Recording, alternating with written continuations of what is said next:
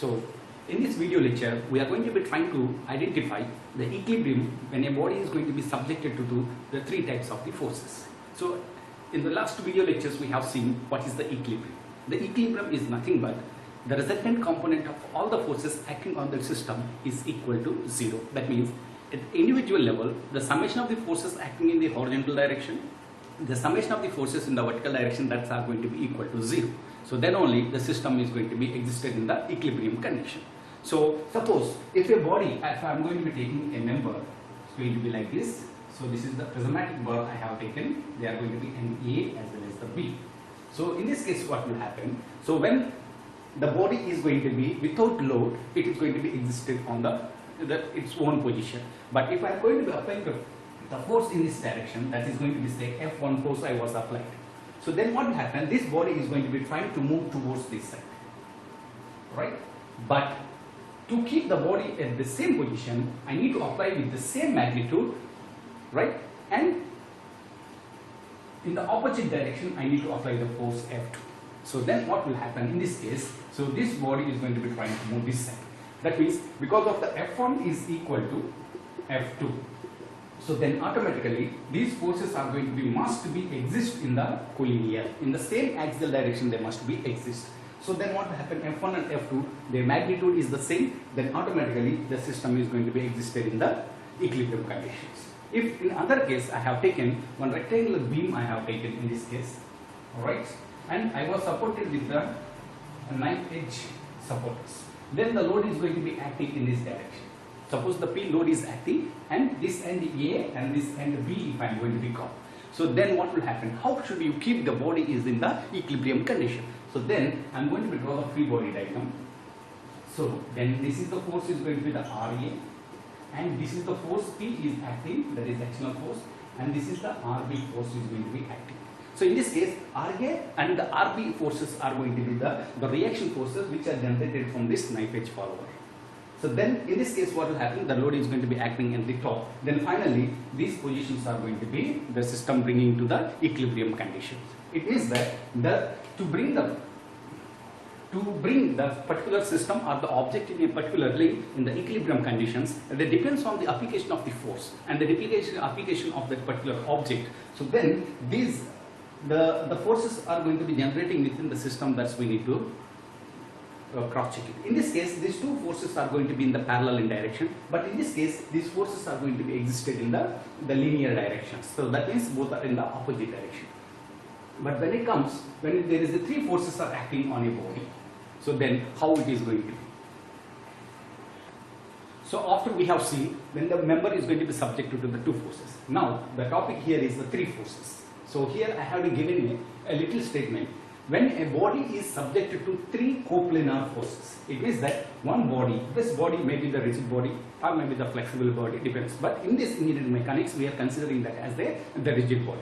So when the body is subjected to three coplanar forces, that means here the three coplanar forces are going to be active.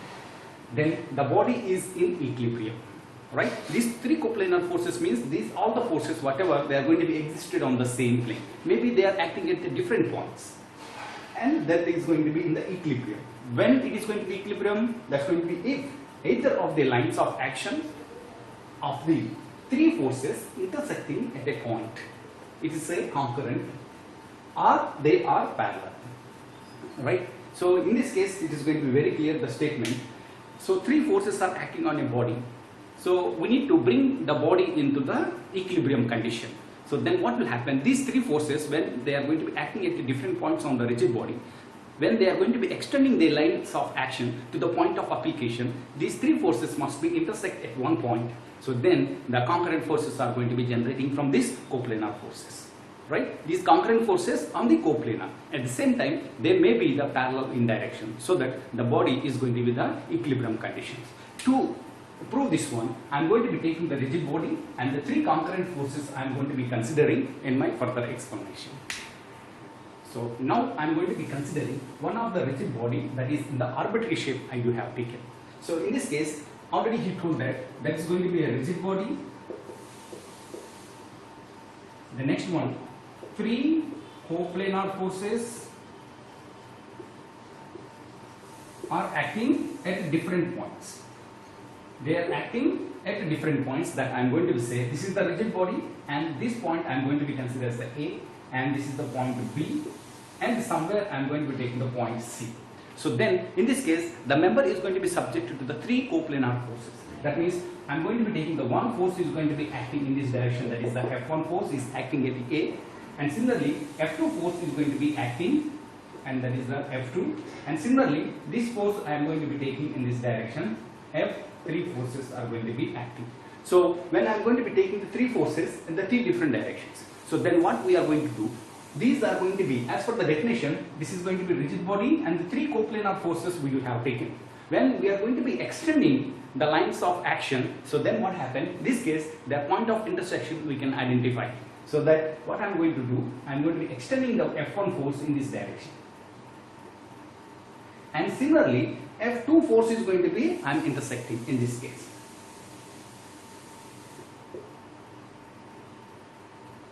So this is going to be the extended directions. Then what I am going to do, so this is the F1 force is extended, this is going to be your line of action, F2 is going to be, this is your lines of action. So then these two forces are going to be intersected, that point I am going to be say the D.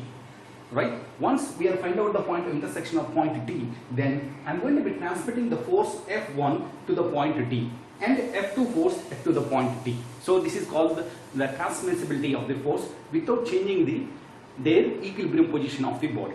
So then I am going to be taking, this is going to be your F1 force, right, and the same force I am going to be keeping to here, this is going to be the F2 force, this is your F2. So then what will happen in this case, the same magnitude I am going to be taking here, right, like this, and this is going to be your F2 directions. So I am going to be framing here is the one parallelogram law type. So then what will happen in this case, so this is going to be, I have calculated here is the resultant component. This is going to be your R. Once the resultant component is find out, that means the two forces I have converted into the one single force that has a resultant force. That is also passing to the point of intersection in this case. So then what will happen in this case, when the resultant force is going to be acting in the downward direction, that the third force must be act opposite to that part in the same collinear directions. Then F3 force also must be passed through this one. Then only the system is going to be, we can say that is in the equilibrium condition. So from that explanation, here I am going to give you the statement of this one.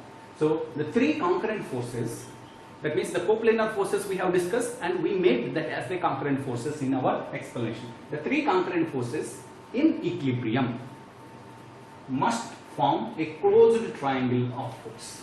So in this case what will happen, these three concurrent forces and they are in the equilibrium, they must be form the closed triangle of a force when the draw in head to tail fashion. So in this case what will happen, in the last explanation we told that there is a coplanar forces, when we are extended the lines of actions, they are intersected at a point of D, then we can say that's going to be the system is in the equilibrium position. So then I'm going to be, for this explanation, I'm going to be taking the three forces. In the last problem we will have taken, and this is going to be your force F1, and this is going to be your force F2, and this is the force F3 we will have. So that means the rigid body is subjected to the three forces. When we extend it, the point of intersection is going to be your D. So then the system is going to be the equilibrium condition. So now I'm going to be forming the closed triangle with the help of this head to tail fashion of the vector. So then F1 force is going to be acting in which direction? I am going to be taking the magnitude as in the linear scale, then it is going to be. So this force is going to be your F1, that I am going to be say A and B. So that F1 is equal to AB vector we can say. And similarly F2 force is going to be acting in this direction. So that force I am going to be taking here. This is going to be your F2. So that I am going to be say the point C I am going to say. So this is the point C. F2 is equal to BC vector we can. So then the third force is acting vertically in this direction. So that I am going to be trying to close this part. So then we can say this is going to be F3 is equal to AC bar or CA bar we can take it. So this way we are going to be closed. At the same time, it is going to be making an angle with these two vectors. Is going to be the theta 1 and this is going to be your theta 2 and this is going to be your theta 3. So then I'm going to be applying the sine or Lamis theorem to find out these forces with the inclination. So for this one, I'm going to be taking, so in this case, I'm going to be taking the force by opposite angle I'm going to be considering. That's going to be F1 by sine theta 2, F2 by sine theta 1, F3 by sine theta 3 forces we are going to be taking, and then we can find out the unknown angles as well as the unknown forces acting on the system. Easily we can calculate from this one.